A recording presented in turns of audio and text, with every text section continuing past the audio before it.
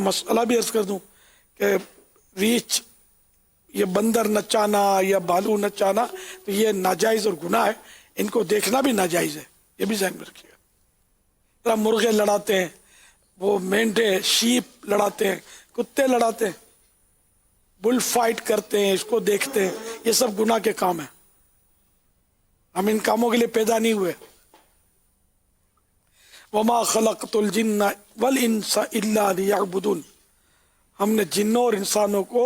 اپنی عبادت کے لیے پیدا کیا ہے۔ صلو علی الحبیب صلی اللہ تعالی علی محمد۔ بلی کو بھی آپ پیار کرو گے نا، محمد بلی کو پیار کرو گے، میرے سنت یہ ارشاد فرمائے، بلی کو پیار کرو گے تو وہ کمان کی طرح ٹیڑھی ہو کر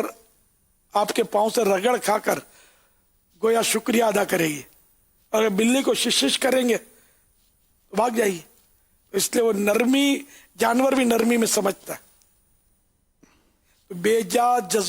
سختی جانور پہ بھی نہیں کرنی ہے۔ بعض جانور چھاپ بندے ہوتے ہیں جو جانور کو ہانکتے ہیں تو ان کو بلا وجہ مارتے رہتے ہیں۔ گھوڑا گاڑی چلانے والے بعض اوقات گھوڑے کو خامخواہ چابک دے رہے ہوتے ہیں، یہ چابک ابھی تو کچھ نہیں بولتا، نہ یہ بیچارہ گھوڑا بولتا ہے، لیکن قیامت کے دن یہ گھوڑا ہوگا اور آپ ہوں گے شاید، یہ دیکھ لیں، یعنی یہ گھوڑے کا گناہ ہوگا اور آپ ہوں گے، یعنی گھوڑے پر جو ظلم کیا ہے یہ گناہ ظلم کا۔ اسی طرح گدھے کو تو بہت ستاتے ہیں بیچارے کو،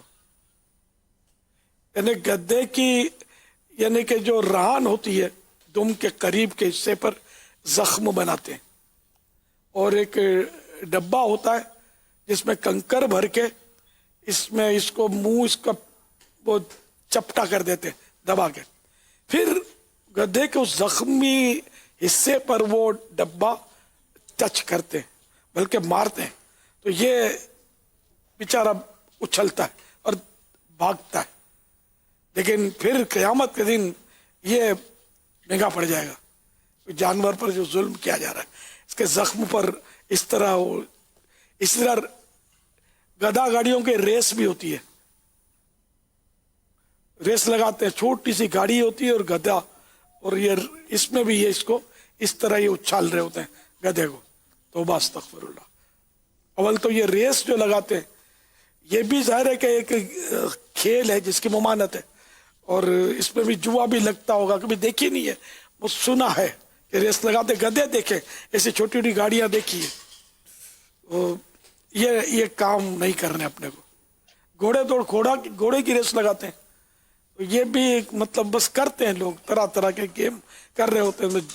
یہ بھی جوا لگاتے ہوں گے، دوسرے لوگ بھی جوے لگاتے ہوں گے، تو جوا پھر یہ ظاہر یہ تو حرام ہے جوا تو۔ اب پہلے زمانے میں گھوڑے اور اونٹ ان پر جہاد ہوتا تھا تو اس لیے ریس لگانا، ان کو دوڑانا تاکہ یہ چاقو چوبند رہیں اور وہ جہاد میں کام دیں، اس مقصد کے لیے ریس لگانا تو وہ تو صحیح تھا، لیکن اب گھوڑے اور اونٹوں پر تو جہاد ہو نہیں رہا، اب تو انداز تبدیل ہے۔ تاہم کوئی جائز صورت ہو تو ظاہر ہے وہ جائز رہے گی،